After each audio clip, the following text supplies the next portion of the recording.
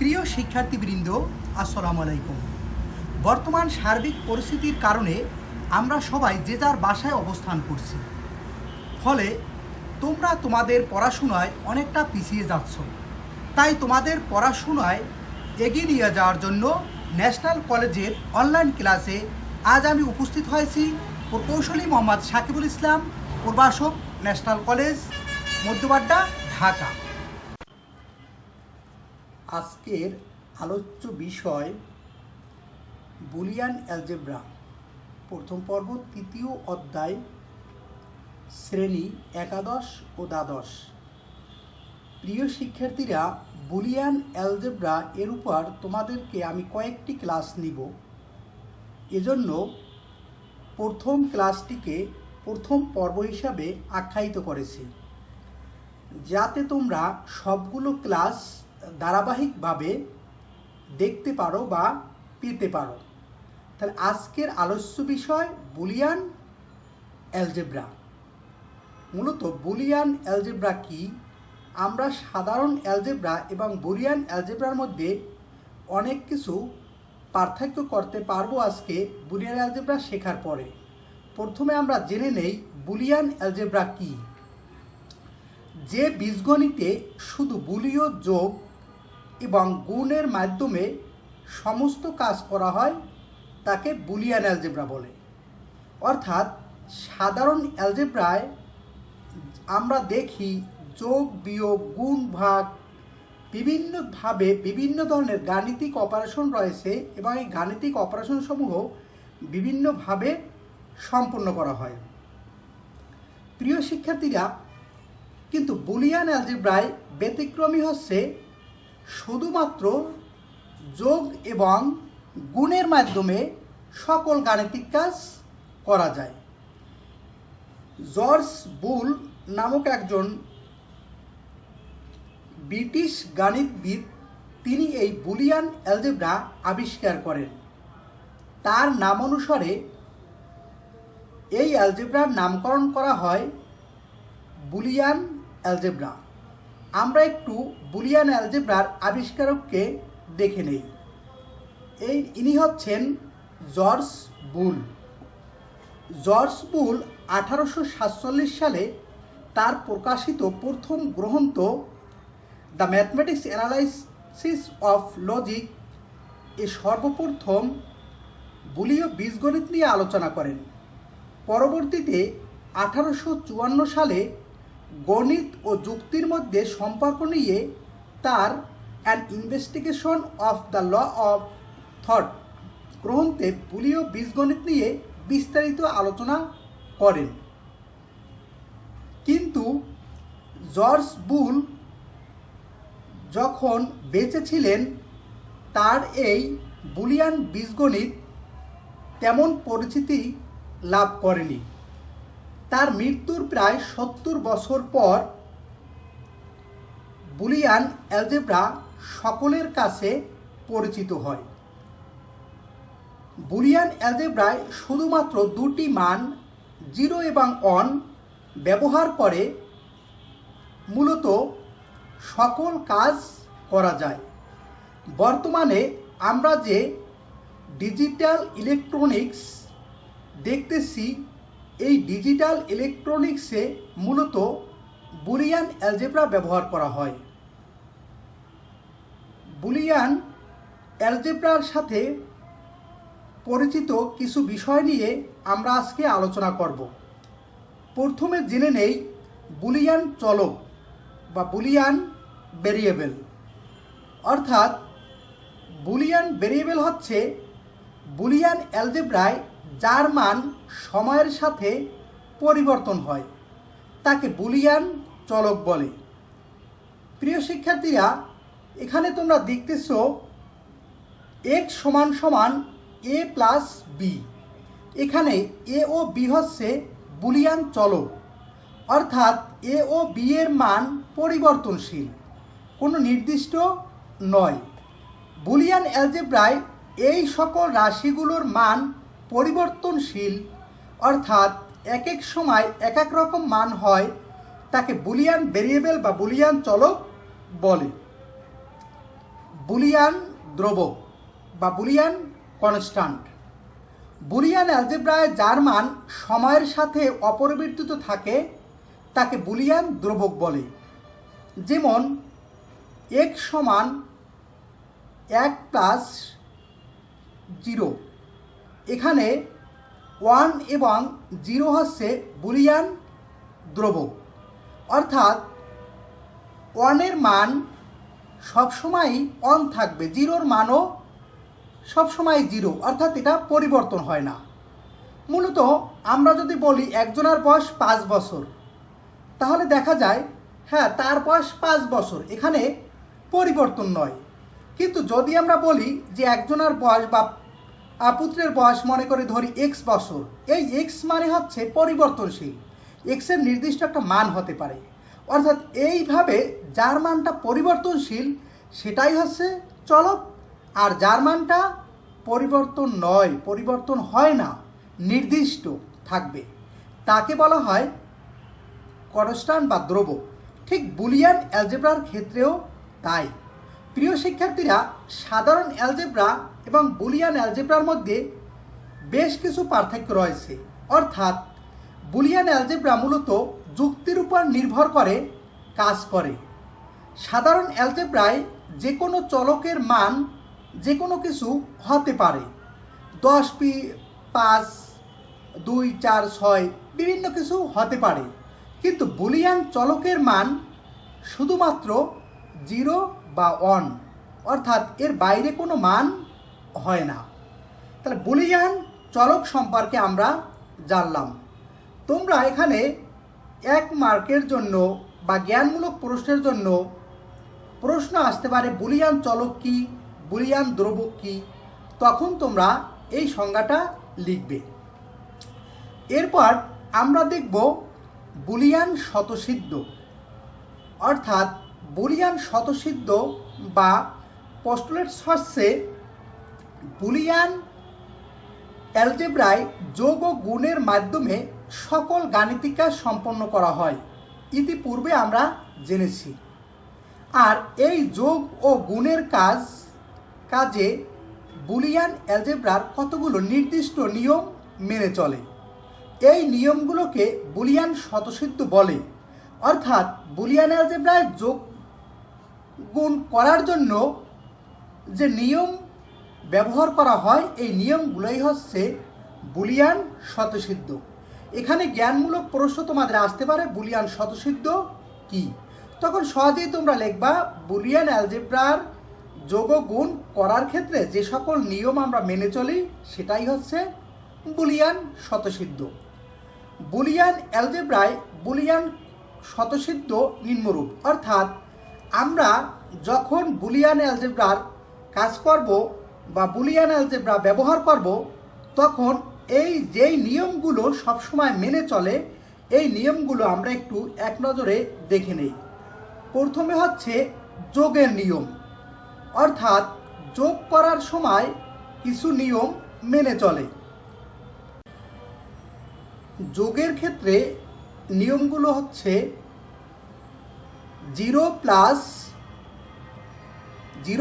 0 সমান 0, 0 প্লাস 1 সমান 1, 1 প্লাস 0 সমান 1, 1 প্লাস 1 সমান 1। প্রিয় শিক্ষার্থীরা, মূলত যোগ অপারেশন এটাকে মূলত অর অপারেশন বলা হয় বুলিয়ান অ্যালজেব্রার ক্ষেত্রে।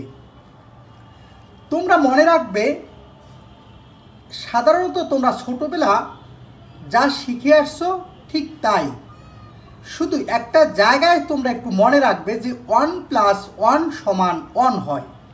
কেন হয়? কারণ এটা হচ্ছে যুক্তিমূলক যোগ।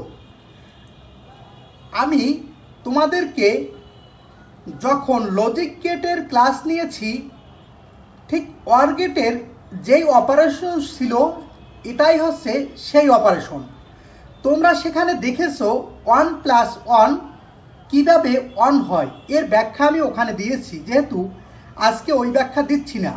তাহলে তোমরা দেখবা স্বাভাবিকভাবে তোমরা এই কয়টা জিনিসকে যোগের ক্ষেত্রে এই যে নিয়মগুলো মেনে চলে এই নিয়মগুলোই হচ্ছে যোগের স্বতঃসিদ্ধ। তাহলে তোমরা একটা মনে রাখবে যে 1 + 1 = 1 হয়, আর বাকি সবগুলো হচ্ছে ছোটোবেলার নিয়ম। তাই বাকিগুলো মনে রাখার কোনো দরকার নেই, শুধু একটা মনে রাখলে বাকিগুলো এমনিতেই তোমাদের মনে থাকবে। প্রিয় শিক্ষার্থীরা, আমরা যোগের স্বতঃসিদ্ধ সমূহ দেখলাম। এবার আমরা লজিক্যাল অ্যান্ড বা গুণের স্বতঃসিদ্ধ সমূহ দেখব। এখানে দেখো 0 × 0 = 0, 0 × 1 = 0, 0 × 1 × 0 = 0, 1 × 1 = 1। অর্থাৎ এই যেটাকে আমরা ইনটু বলছি এটাকে মূলত অ্যান্ড অপারেশন বলা হয়। তোমরা এভাবেও বলতে পারো 0 & 0 = 0, 0 & 1 = 0, 1 & 0 = 0, 1 & 1 = 1। প্রিয় শিক্ষার্থীরা, গুণের স্বতঃসিদ্ধ সমূহ সেম তোমরা গুণে যেই নিয়মগুলো শিখেছ ঠিক অবিকাল ওইভাবে মনে রাখলেই হবে, অর্থাৎ ওর ব্যতিক্রমী নয়। শুধু যোগের ক্ষেত্রে একটা স্থানে তোমরা মনে রাখবে যে 1 + 1 = 1 হয়। এই হচ্ছে বুলিয়ান স্বতঃসিদ্ধ। আমরা সামনে বুলিয়ান অ্যালজেব্রায় যা কিছু করব অবশ্যই আমাদের এইটুক খুব ভালোভাবে মনে রাখতে হবে, তাই তোমরা এটুক একেবারে মনে গেঁথে রাখবা। এবার আমরা দেখব বুলিয়ান প্রুফ বা বুলিয়ান কমপ্লিমেন্ট। বুলিয়ান অ্যালজেব্রায় দুটি মান 0 এবং 1 আমি তোমাদেরকে পূর্বেই বলেছি, অর্থাৎ এই বুলিয়ান অ্যালজেব্রায় যে কোনো চলকের দুটি মান হতে পারে, হয়তোবা 0 অথবা 1।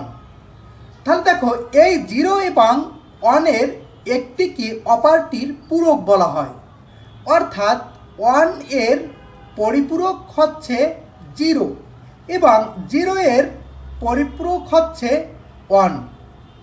উক্ত কথাটি গাণিতিক ভাষায় লেখা হয় এভাবে: এর পূরক A' অথবা A, এর পূরক A' অথবা A' এর পূরক হচ্ছে A। মূলত এটাকে আমরা A' অথবা একে A0 বলে আখ্যায়িত করি। মূল কথা হচ্ছে A এবং A' একে অপরের পরিপূরক। তবে তোমরা মনে রাখবে, যদি কখনো A এর মান 0 হয় তবে A' অর্থাৎ A' এর মান হবে 1। আবার যদি A এর মান 1 হয় তাহলে A0 = 0, অর্থাৎ A এর পূরক A' অথবা A0 এই দুইটা একই জিনিস, একই বলি আমরা। মূলত কখনো এটা এভাবে চিহ্নটা দেই, কখনো চিহ্নটা উপরে দেই, তবে এটাকে আমরা নট, বার, প্রায় বিভিন্ন নামে আখ্যায়িত করি। প্রিয় শিক্ষার্থীরা, বুলিয়ান পূরকের মানে হচ্ছে, অর্থাৎ কোনো একটা জায়গায় 0 আছে, কোনো একটা ভেরিয়েবলের মান, সেই 0-র পরিবর্তে আমি 1 বসাবো। আবার কোনো একটা জায়গায় 1 আছে, সেই 1-এর পরিবর্তে আমি 0 বসাবো। আমার প্রয়োজন অনুযায়ী আমি এভাবে যখন পরিবর্তন করব তখন মূলত সেটাকেই বলা হয় বুলিয়ান পূরক। এবার আমরা বুলিয়ান অ্যালজেব্রার সবচেয়ে গুরুত্বপূর্ণ যে বিষয় সেটি হচ্ছে বুলিয়ান উপপাদ্য বা বুলিয়ান থিওরেমস। প্রিয় শিক্ষার্থীরা, তোমরা বুলিয়ান অ্যালজেব্রার সরলীকরণে যা কিছু করব আমরা সকল উপপাদ্যগুলো ইম্পর্টেন্ট, তবে এর মধ্যে বেসিক থিওরেম যেটাকে আমরা বলি এটা খুব বেশি একটু ইম্পর্টেন্ট। তবে আমরা জেনে নেই বুলিয়ান উপপাদ্যটা কি। যে উপপাদ্যে বুলিয়ান চলকের মান বসিয়ে প্রমাণ করা যায় এবং রাশিমালার গঠন পরিবর্তন করা যায়, সেই উপপাদ্যকে বুলিয়ান উপপাদ্য বলে। অর্থাৎ এখানে আমরা বুলিয়ান অ্যালজেব্রার ক্ষেত্রে কিছু রাশি, সেই রাশিগুলো বা চলকের কিছু মান বসিয়ে আমরা বুলিয়ান অ্যালজেব্রাগুলো প্রমাণ করতে পারি। সেই প্রমাণটাই হচ্ছে বুলিয়ান উপপাদ্য। তা বুলিয়ান উপপাদ্যের মধ্যে বেসিক থিওরেম যেটা বা বেসিক অর্থাৎ মৌলিক উপপাদ্য, সেই মৌলিক উপপাদ্য নিয়ে আজকে আমি তোমাদের সামনে আলোচনা করতেছি। তাহলে কারণ তুমি সামনের দিকে বুলিয়ান অ্যালজেব্রায় যা কিছু শিখবে, যা কিছু করবে, প্রত্যেক ক্ষেত্রে তোমাকে এই বেসিক থিওরেমটা দরকার হবে। প্রিয় শিক্ষার্থীরা, তাহলে আমরা জেনে নেই বুলিয়ান অ্যালজেব্রার বেসিক থিওরেম।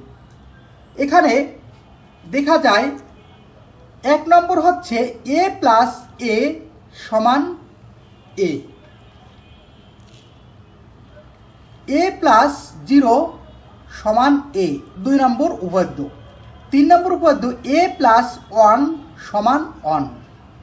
4 নম্বর হচ্ছে a প্লাস a বার বা a নট যা বলি সমান 1। শিক্ষার্থীরা, এই অপারেশনটাকে অর্থাৎ প্লাস বলি, মূলত এটাকে কিন্তু বুলিয়ান অ্যালজেব্রার ভাষায় এটাকে অর অপারেশন বলা হয়। অর্থাৎ a অর a সমান a অর 0 সমান a অর 1 সমান 1, a অর a নট সমান 1। অর্থাৎ এটা গেল অর অপারেশন মৌলিক উপপাদ্যের ক্ষেত্রে, অর্থাৎ এই 4টি বেসিক উপপাদ্য অর অপারেশনের ক্ষেত্রে। অ্যান্ড অপারেশনের ক্ষেত্রে আবার 4টি থিওরেম। 5 নম্বর হচ্ছে a ইন্টু a সমান a ইন্টু 1 সমান a ইন্টু 0 সমান 0, a ইন্টু a নট সমান 0। অর্থাৎ এই ইন্টুকে আমরা অ্যান্ড অপারেশন হিসাবে চিহ্নিত করি। অর্থাৎ a অ্যান্ড a সমান a অ্যান্ড 1 সমান a অ্যান্ড 0 সমান 0, a অ্যান্ড a বার বা a নট বা a প্রাইম সমান 0। অর্থাৎ প্রিয় শিক্ষার্থীরা, এটা তোমরা যে নামে আখ্যায়িত করো, অর্থাৎ এর মানটা হবে a, যেই মান থাকবে a বার বা a নটের মানটা হবে তার বিপরীত। তোমরা শুধু এইটুক মনে রাখবে, অর্থাৎ উল্টা। আমরা সামনে প্রমাণ করতে পারবো। প্রিয় শিক্ষার্থীরা, এবার আমরা আমি সরল করি বা বুলিয়ান অ্যালজেব্রার যে কোনো সার্কিটের মান বের করি, আমার সব সময় এই মৌলিক উপপাদ্যসমূহ দরকার হবে, অর্থাৎ মনে রাখার দরকার। কিন্তু দেখা যায় তোমরা যদি এটা মুখস্থ করে রাখো, তোমরা ভুলে যেতে পারো। এটা তোমাদের মুখস্থ করতে হবে না, এটা কিভাবে প্রমাণ করে এই থিওরিটা আমি তোমাদেরকে আজকে দেখাবো। অর্থাৎ প্রত্যেকটা এখানের 8টি মৌলিক উপপাদ্য তোমাদেরকে আমি প্রমাণ করে দেখাবো, যাতে তোমরা কখনো ভুলবে না। অর্থাৎ এভাবে যদি মনে রাখার চেষ্টা করো, তাহলে অবশ্যই তোমরা সব সময় এটা মনে থাকবে। তাহলে উদাহরণ 1 দেখি আমি মৌলিক উপপাদ্য, অর্থাৎ 1 নং সূত্র কি রয়েছে এখানে, a প্লাস 0 সমান a। অর্থাৎ এখানে a প্লাস 0 সমান a কীভাবে হয় এর ব্যাখ্যা আমি তোমাদেরকে এখন দেব। একটু খেয়াল করে দেখো, আমি বুলিয়ান অ্যালজেব্রার যখন শুরু করেছি তখনই তোমাদেরকে বলেছি যে বুলিয়ান অ্যালজেব্রার প্রত্যেকটা ভেরিয়েবল বা চলকের মান হয়তো বা 0 হবে, না হয় 1 হবে, অর্থাৎ এর বাইরে কোনো মান হবে না। ঠিক আমরা এই ভেরিয়েবলগুলোতে 0 এবং 1 বসিয়ে প্রমাণ করব কিভাবে a প্লাস 0 সমান a হয়। তাহলে প্রথমেই ধরা যাক a সমান 0, অর্থাৎ a সমান 0। তাহলে প্রিয় শিক্ষার্থীরা দেখো, এর মান যদি 0 হয়, অর্থাৎ এখানে 0, তাহলে 0 প্লাস 0, অর্থাৎ দেখা যাক অতএব 0 প্লাস 0 সমান 0। এর পরিবর্তে 0 প্লাসের প্লাস, এই 0 0। আমি দেখলাম এর মান যখন আমি 0 ধরেছি তখন সম্পূর্ণ আমার রেজাল্ট এসেছে 0। প্রিয় শিক্ষার্থীরা, আবার একবার দেখব আমরা এর মান 1 ধরে। তাহলে আবার ধরা যাক এ সমান 1, অতএব 1 প্লাস 0 সমান 1, অর্থাৎ এর পরিবর্তে 1, এই প্লাসের প্লাস 0 0 সমান সমান। আমরা বুলিয়ান স্বতঃসিদ্ধর সময় দেখেছি 1 প্লাস 0 সমান 1, আবার দেখেছি 0 প্লাস 0 সমান 0, অর্থাৎ ওই বুলিয়ান স্বতঃসিদ্ধ অনুযায়ী। এখানে তোমরা খেয়াল করে দেখো, অর্থাৎ আমি যখন এর মান 0 ধরেছি তখন ফলাফল আসছে 0। আমি যখন এই এর মান 1 ধরেছি তখন আমার ফলাফল আসছে 1। এর মানে এখানে আমি যা ধরি রেজাল্ট তাই হয়। তাহলে বলা যায় এখানে এ আছে, তাহলে এখানেও এ থাকবে। অতএব a + 0 = a। প্রিয় শিক্ষার্থীরা, তোমরা মনে রাখবে যে এর মান আমি যা ধরতেছি রেজাল্ট তাই আসতেছে। অথবা তোমরা মনে রাখবে যখন মানটা ভিন্ন আসে, অর্থাৎ তুমি একবার 0 ধরবে, একবার 1 ধরবে, ধরে দেখো যে রেজাল্টটা আমার একবার আসতেছে 0 আর একবার আসতেছে 1। অতএব তখন আমার রেজাল্টটা হবে ভেরিয়েবল বা চলক, অর্থাৎ চলক যা থাকবে এখানে চলক আছে এ, মান হবে। সুতরাং a + 0 = a প্রমাণিত। অর্থাৎ ভিন্ন আসলেই তোমরা চলকটা লিখে দেবে, অর্থাৎ a b c d যা থাকুক। আর যদি একই আসে কনস্ট্যান্ট, তো কনস্ট্যান্টের তো কোনো পরিবর্তন নেই। প্রিয় শিক্ষার্থীরা, আমরা উদাহরণ 1 নং সূত্র দেখেছি। এবার আমরা উদাহরণ 2-এ 2 নং সূত্রের প্রমাণ দেখব। 2 নং সূত্র আছে a + a = a। ঠিক আগের মতো ধরা যাক a = 0। যেহেতু এর মান 0, তাহলে এটাও a, তাহলে এই এর মানও অবশ্য 0। অতএব 0 + 0 = 0। অর্থাৎ আমি যখন 0 ধরলাম তখন আমার এই রাশির মান চলে আসছে 0। আবার ধরা যাক a = 1। অতএব 1 + 1 = 1, কারণ এটাও a, এটাও a। এটা যদি 1 হয় তাহলে এটাও 1। অতএব এই এর পরিবর্তে 1 প্লাস এর প্লাস 1 এর পরিবর্তে 1 = 1। প্রিয় শিক্ষার্থীরা, আমরা কি দেখলাম? এখানেও দেখেছি আমার মানটা ভিন্নতা আসছে, অর্থাৎ একবার এসেছে 0 আর একবার আসছে 1। খেয়াল করে দেখো, যখন এখানে 0, এখানে তুমি যা আছে রেজাল্ট তাই আসতেছে। এখানে আসতেছে যখন 0, রেজাল্ট তখন 0। এখানে আসতেছে যখন 1, রেজাল্ট তখন 1। এর মানে এখানে যা আছে এখানেও তাই থাকবে, এর মানে এখানে আছে এখানে তালিয়ে। অথবা তোমরা মনে রাখবা যখনই ভিন্ন আসবে তখনই চলক, কারণ চলকের মান পরিবর্তনশীল। ইতিপূর্বে আমি তোমাদেরকে ব্যাখ্যা দিয়ে এসেছি। অতএব প্রমাণ করা যায় বা বলা যায় যে a + a = a প্রমাণিত। প্রিয় শিক্ষার্থীরা, আমরা উদাহরণ 3 দেখব, অর্থাৎ 3 নং সূত্র। এখানে রয়েছে a + 1 = 1, অর্থাৎ বিগত 2টি মৌলিক উপাদ্যে আমরা দেখেছি রেজাল্ট এসেছে আমার a। এবার আমরা দেখব কিভাবে a + 1 = 1 হয়। প্রিয় শিক্ষার্থীরা, প্রথমে ধরা যাক a = 0, অর্থাৎ এই এর মান আমি ধরে নিলাম 0। অতএব 0 + 1 = 1, অর্থাৎ এই এর মান 0 প্লাস এর প্লাস 1 এর 1। তাহলে 0 + 1 = 1 আমরা স্বতঃসিদ্ধে শিখে এসেছি। আবার ধরা যাক a = 1। অতএব 1 + 1 = 1। প্রিয় শিক্ষার্থীরা, তোমরা একটু খেয়াল করে দেখো মনোযোগ সহকারে। আমি যখন এই চলক a, এই চলকের মান যখন আমি 0 ধরেছিলাম তখনও আমার রেজাল্ট আসছিল 1। যখন আমি চলকের মানটা 1 ধরেছি তখনও রেজাল্ট আসছে 1। এর মানে কি বোঝায়? যে এখানে কোনো পরিবর্তন হচ্ছে না, অর্থাৎ 0 ধরলেও আসতেছে 1, 1 ধরলেও আসতেছে 1। অতএব বলা যায় কি? সুতরাং এ কথা প্রমাণ করা যায় না যে a + 1 = 1 প্রমাণিত, কারণ আমার মৌলিক উপপাদ্যে আমি যা কিছু ধরতেছি দেখা যায় 1 আসতেছে, অর্থাৎ চলকের মান জিরো ধরলে ওয়ান, ওয়ান ধরলে ওয়ান। তোমরা যখনই মৌলিক উপপাদ্য তোমাদের সামনে আসবে তখন তোমরা এভাবে প্রত্যেকটা মুখস্থ করার দরকার নেই, তুমি এভাবে মান বসাবা, মান বসিয়ে দেখবা কি আসলো। যখন দেখতেছো স্থির অর্থাৎ একই মান আসতেছে তখন তুমি এটা লিখে দেবে, অর্থাৎ ওয়ান আসলে ওয়ান লিখবে, জিরো আসলে জিরো লিখবে।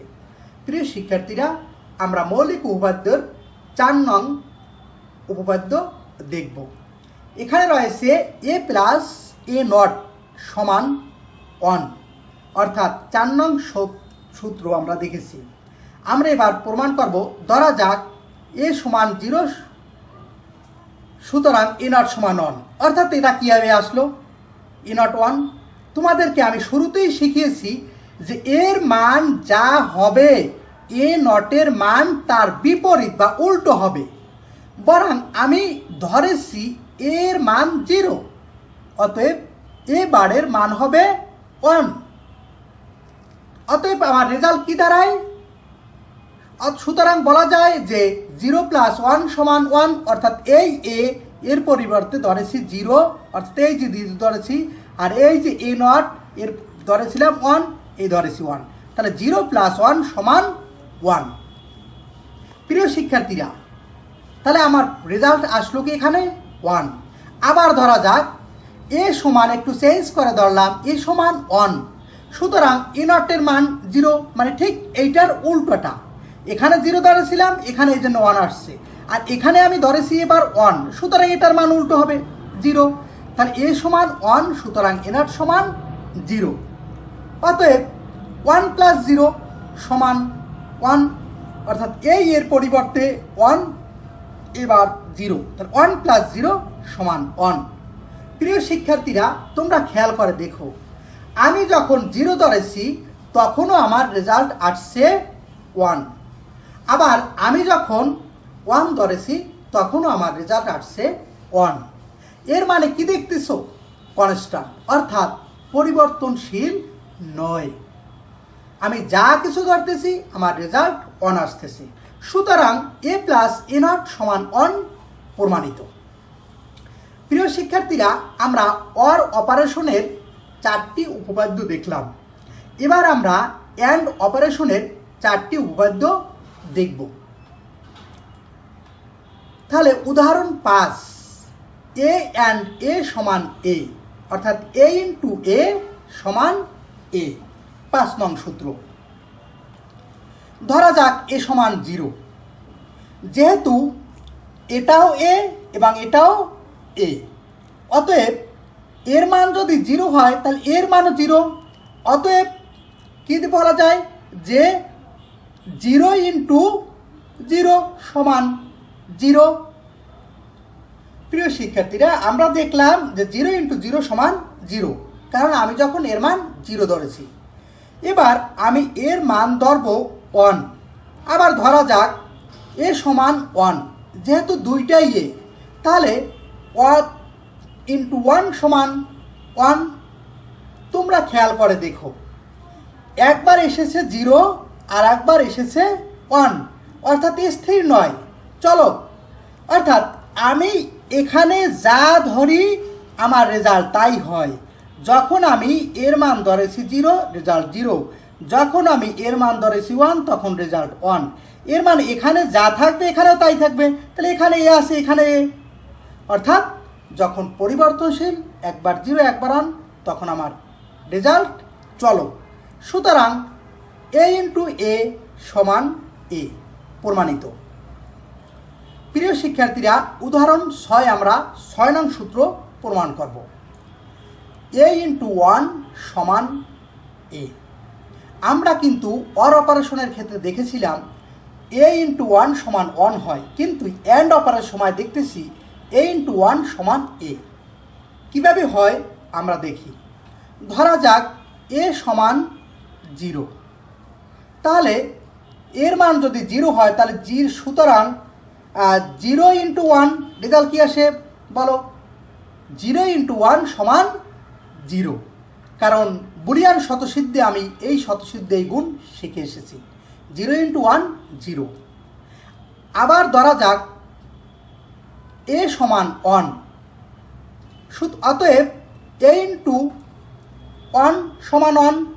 প্রিয় শিক্ষার্থীরা, এখানে আমি এর মান ধরেছি একবার জিরো, এই ইন্টুর ইন্টু ওয়ানের ওয়ান, তখন আমার রেজাল্ট আসছে জিরো। এর মান আমি ধরলাম ওয়ান, এই ইন্টুর ইন্টু এই ওয়ানের ওয়ান, সমান সমান রেজাল্ট আসলো ওয়ান। অর্থাৎ অর অপারেশনের সময় স্থির থাকলেও কিন্তু অ্যান্ড অপারেশনের সময় দেখলাম স্থির না। অর্থাৎ একবার আমার রেজাল্ট আসছে জিরো, আরেকবার আসলো ওয়ান। সুতরাং এ ইন্টু এ সমান এ প্রমাণিত। আমরা উদাহরণ 7 দেখব। এ ইন্টু জিরো সমান জিরো। অর অপারেশনের সময় কিন্তু দেখেছিলাম a into zero, a or zero সমান এ। এখন আমরা দেখব এ ইন্টু জিরো সমান কীভাবে জিরো হয়। এখানে আমি ধরা যাক এ সমান জিরো, তাহলে কি দাঁড়ায়? অতএব জিরো ইন্টু জিরো সমান জিরো। আবার ধরা যাক এ সমান ওয়ান, তাহলে কি দাঁড়ায়? অতএব ওয়ান ইন্টু জিরো সমান জিরো। প্রিয় শিক্ষার্থীরা, খেয়াল করে দেখো, এই এর মান আমি যখন জিরো ধরেছি তখনও আমার রেজাল্ট জিরো। এই এর মান যখন ওয়ান ধরেছি তখনও রেজাল্ট জিরো। অর্থাৎ আমি জিরো ধরি তখনও জিরো, ওয়ান ধরলেও জিরো, অর্থাৎ কনস্ট্যান্ট, অর্থাৎ পরিবর্তন নেই। সুতরাং বলা যায় এ ইন্টু জিরো সমান জিরো প্রমাণিত।